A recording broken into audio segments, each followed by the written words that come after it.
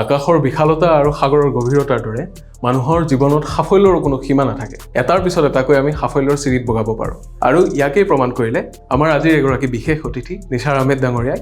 তেখেতে already government ছেক্টৰত job কৰি থকাৰ পিছতো তেখেতে সুখ্যাতিৰে পুনৰবাৰ এডিআৰই পৰীক্ষাত উত্তীৰ্ণ হ'বলৈ সক্ষম হৈছে আৰু তেখেতে আমাৰ ফালৰ পৰা কম্প্ৰিহেনচিভ কোৰ্ছ আৰু স্কিল টেষ্টৰ বাবেও তেখেতে বিশেষ কোৰ্ছ লৈছিল আৰু তেখেতৰ এই সাফল্যত আমি তেখেতক অভিনন্দন জনাইছোঁ আৰু আমাৰ ফালৰ পৰা তেখেতলৈ আগবঢ়োৱা হৈছে কেইটামান বিশেষ উপহাৰ আৰু আমি তেখেতৰ মুখেৰে শুনিম যে তেখেত কিদৰে এই সফলতা অৰ্জন কৰিবলৈ সক্ষম হ'ল আৰু তেখেতে আহিবলগীয়া প্ৰজন্মৰ বাবে বা নতুন যিসকল পৰীক্ষাৰ্থী আছে তেওঁলোকৰ বাবে তেখেতে কি উপদেশ দিব বিচাৰে। নমস্কাৰ, মোৰ নাম নিছাৰ আহমেদ। মই এইবাৰ এডিআৰইত কোৱালিফাই হৈছোঁ। JDAA পোষ্টত পাইছোঁ DC অফিচত। মই আপোনাৰ ইকুইভাৰৰ পৰা বহুতখিনি হেল্প পাইছোঁ।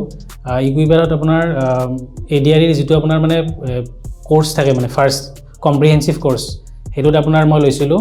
তাৰ পৰা বহুতখিনি কুৱেশ্যনছ কমন পৰিছে আৰু তাৰপিছত আপোনাৰ সেইটো ফাৰ্ষ্ট ৰাউণ্ডটো ৰিটেন কোৱালিফাই হোৱাৰ পিছত মই আপোনাৰ স্কিল টেষ্টৰ কাৰণেও ইকুইভাৰত লৈছিলোঁ। স্কিল টেষ্টতো বহুতখিনি হেল্প হৈছে। মই ইয়াৰে পিছত APSC CCৰ কাৰণে ল'ম বুলি ভাবিছোঁ।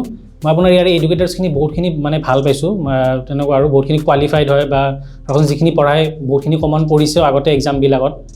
তো মই ফিউচাৰ এক্সপেৰিয়েঞ্চবিলাকক এইটোৱে ক'ব বিচাৰোঁ ইহঁতে বেলেগত ঘূৰি নুফুৰি যেন ডাইৰেক্টলি ইকুইভাৰত মানে এনৰল হয় মানে আপোনাৰ কোৱালিটি এডুকেশ্যন ইকুইভাৰত ভালেখিনি মানে মই পাইছোঁ আৰু তেনেকুৱা আৰু গতিকে এইখিনি মোৰ অনুভৱ। মই আটাইকে ধন্যবাদ জনাইছোঁ।